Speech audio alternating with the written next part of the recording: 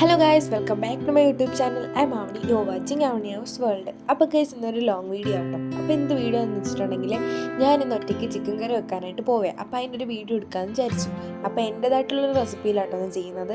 അങ്ങനെ ആദ്യം തന്നെ വേണ്ട സാധനങ്ങളെല്ലാം കഴുകി നന്നാക്കി വെച്ചിട്ടുണ്ട്. ഇഞ്ചിയും വെളുത്തുള്ളിയും പച്ചമുളകും കൂടെ ഞാൻ ചതച്ചും വെച്ചിട്ടുണ്ട്. അങ്ങനെ ആദ്യം തന്നെ ഉരുളി വെച്ചിട്ടുണ്ട്. അതിനകത്തേക്ക് വെളിച്ചെണ്ണ ഒഴിച്ചെടുത്തിട്ടുണ്ട്.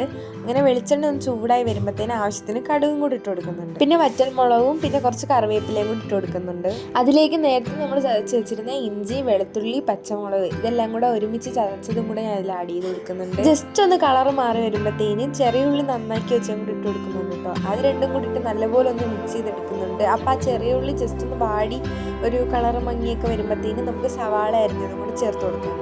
ഞാനൊന്ന് കുക്ക് ചെയ്തുകൊണ്ടിരുന്നപ്പോഴത്തേനും എൻ്റെ കൂടെ പാർച്ചേസിങ് കൂടെ ഉണ്ടായിരുന്നു കേട്ടോ. അപ്പം ഞങ്ങൾ അതിൻ്റെ ഇടയിൽ കൂടെ കുറച്ച് സെൽഫി വീഡിയോയും കാര്യങ്ങളൊക്കെ എടുക്കുന്നുണ്ട്. അതിൻ്റെ ഇടയിൽ കൂടെ എന്നെ ചേച്ചി ചെറുതായിട്ട് സഹായിക്കുകയും കൂടി ചെയ്യുന്നുണ്ടായിരുന്നു കേട്ടോ.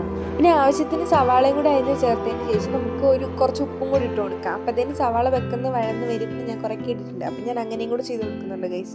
പൊതുവേ അങ്ങനെയാണ് എല്ലാവരും ചെയ്യാറെന്നാണ് എനിക്ക് തോന്നുന്നത്. അപ്പം ഞാനും അതുപോലെ ചെയ്ത് കൊടുക്കുന്നുണ്ട്. അത്യാവശ്യം ലോ ഫ്ലെയിമിൽ വെച്ചാട്ടോ ഞാൻ സവാള വഴറ്റിയിട്ടുണ്ടായിരുന്നു. അപ്പോൾ സവാള നല്ല വഴന്ന് വന്നതിന് ശേഷം, നല്ല കളറെല്ലാം മാറി വഴന്ന് വന്നതിന് ശേഷം തക്കാളിയും കൂടി ഇട്ട് കൊടുക്കുന്നുണ്ട് ഗൈസ്. അപ്പോൾ ഇതെല്ലാം കൂടെ ഒന്ന് വഴന്ന് വന്നതിന് ശേഷമാണ് ബാക്കി പൊടികളും കാര്യങ്ങളൊക്കെ നമ്മൾ ആഡ് ചെയ്ത് കൊടുക്കുന്നത്. ഇതെല്ലാം ചെയ്യുന്നതിന് മുമ്പായിട്ട് തന്നെ നന്നാക്കി വെച്ച ചിക്കനിലേക്ക് ഞാൻ കുറച്ച് മസാല ആഡ് ചെയ്ത് കൊടുക്കുന്നുണ്ട്. മഞ്ഞൾപ്പൊടി, മുളക് പൊടി, കുരുമുളക് പൊടി, മസാല, ചിക്കൻ മസാല ഇത്ര കേട്ടോ ഞാൻ ആഡ് ചെയ്ത് കൊടുത്തത്. ഇതെല്ലാം കൂടെ ആഡ് ചെയ്ത് ജസ്റ്റ് ഒന്ന് മിക്സ് ചെയ്ത് മാഗ്നേറ്റ് ചെയ്ത് വെച്ചിട്ടുണ്ട്. ആ സമയം കൊണ്ട് ഇതെല്ലാം ഇവിടെ നിന്ന് മാഗ്നേറ്റ് ആയി വരുമ്പോഴത്തേനും നമുക്ക് മറ്റതിൽ മസാലകളൊക്കെ ഇടാം. അപ്പോൾ ആദ്യം തന്നെ മഞ്ഞൾപ്പൊടി, അടുത്തത് മുളക് പൊടി, കുരുമുളക് പൊടി, മസാല.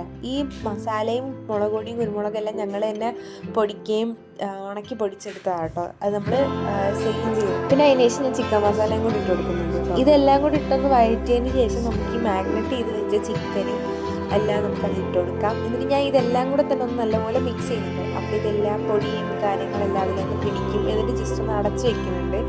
ലോ ഫ്ലെയിമിൽ വെച്ചിട്ട് തന്നെ ഇപ്പോൾ അടച്ചു വെക്കുന്നത്. ഒരു 5 മിനിറ്റ് അടച്ചു വെച്ചതിന് ശേഷം ചൂടാക്കിയ വെള്ളം കൂടെ അതിനകത്ത് ഒഴിച്ചു കൊടുക്കുന്നുണ്ട്. പിന്നെ ഉപ്പ് കുറവാണെന്ന് തോന്നിയതുകൊണ്ട് കുറച്ച് ഉപ്പും കൂടെ ആഡ് ചെയ്ത് കൊടുത്തിട്ടുണ്ട് കേട്ടോ. അപ്പോൾ കറിയെല്ലാം തിളച്ച് വന്നപ്പോഴത്തേന് ഞാൻ വിചാരിച്ചതിനേക്കാളും അത്യാവശ്യം നല്ല ടേസ്റ്റ് ഉണ്ടായിരുന്നു ഗീസ്.